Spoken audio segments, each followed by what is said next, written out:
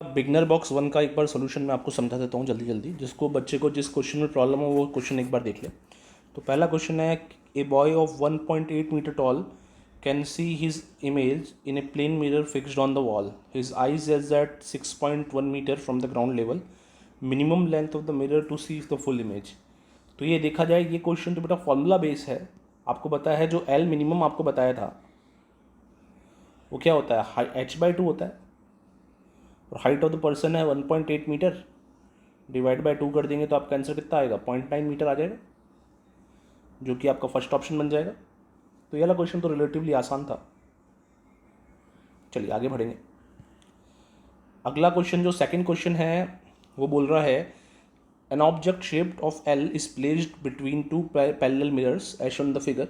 The first 7 closest image, how many literally inverted image are form.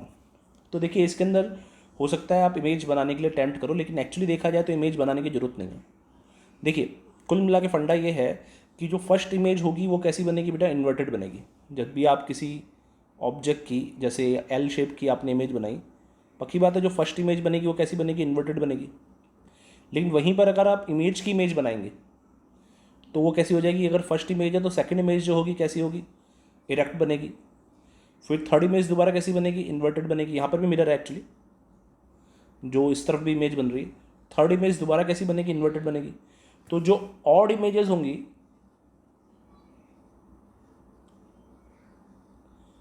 वो तो बेटा क्या बनेगी, वो तो बनेगी इन्वर्टेड। और जो इवन ऑर्डर की इमेज होगी वो किस टाइप की बनेगी, इरेक्ट बनेगी।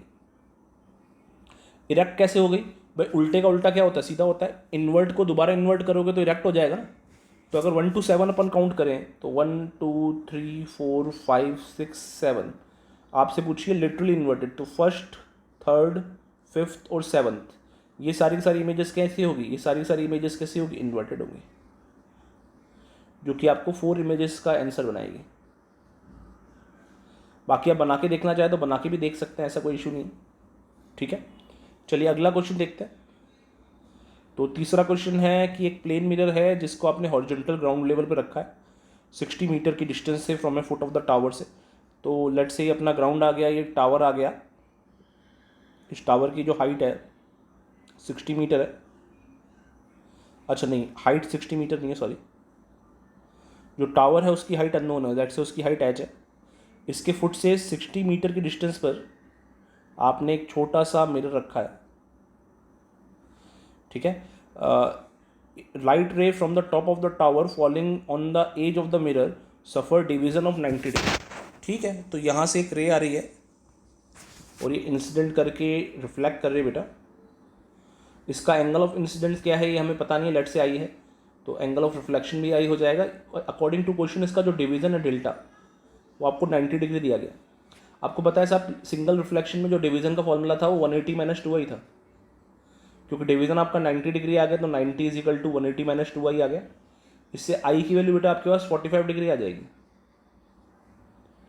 और देखिए ये वाला एंगल आई है तो पक्की बात है ये वाला एंगल भी आई होगा, क्योंकि ये दोनों अल्टरनेटिंग एंगल।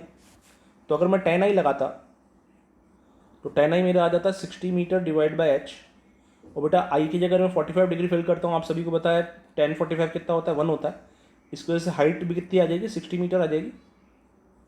इसका मतलब जो आंसर आएगा आपका कौन सा आंसर आ जाएगा, सेकंड आंसर आ जाएगा। चलिए बात ठीक है, चलिए अगला क्वेश्चन देखते हैं। तो जो फोर्थ क्वेश्चन है वो बोल रहा है कि एक प्लेन मिरर है जो 30 डिग्री का एंगल बना रहा है हॉरिजॉन्टल के साथ। ठीक है, चलिए बना लेते हैं। एक प्लेन मिरर है जो हॉरिजॉन्टल के साथ 30 डिग्री का एंगल बना रहा है। ये वर्टिकल रे स्ट्राइक द मिरर, तो एक रे वर्टिकली इसको आकर स्ट्राइक कर रही है। Find the angle between mirror and the reflected ray. तो चलिए साहब पहले तो अपन नॉर्मल बना लेते हैं और फिर रिफ्लेक्टेड रे बना लेंगे।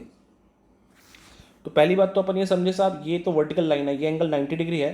तो ये वाला जो एंगल आएगा बेटा, ये वाला एंगल कितना आएगा, 60 डिग्री आ जाएगा।